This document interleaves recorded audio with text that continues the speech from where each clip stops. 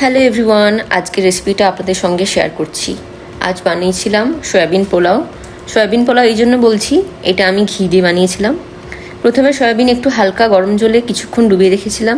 তারপর ভালো করে জল ছেঁকে নিয়ে দই, কাশ্মীরি লঙ্কা পাউডার আর অল্প একটু হলুদ গুঁড়ো দিয়ে 15 মিনিট মতো ম্যারিনেট করে রেখেছিলাম।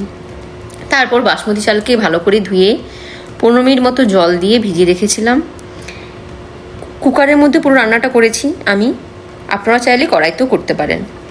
প্রথমে কুকার গরম হওয়ার পর সাদা তেল পরিমাণ মতো দিলাম।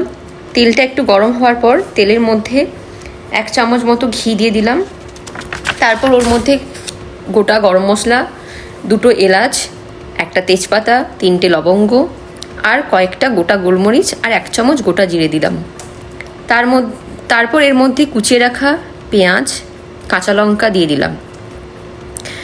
পেঁয়াজটা একটু লাল হয়ে আসলে এর মধ্যে 1 চামচ আদা রসুন দিয়ে দিলাম। আদা রসুনের পেস্টটা দিয়ে ভালো করে কষিয়ে নিলাম। আমরা কষানো বলতে একটু ওয়েট করব।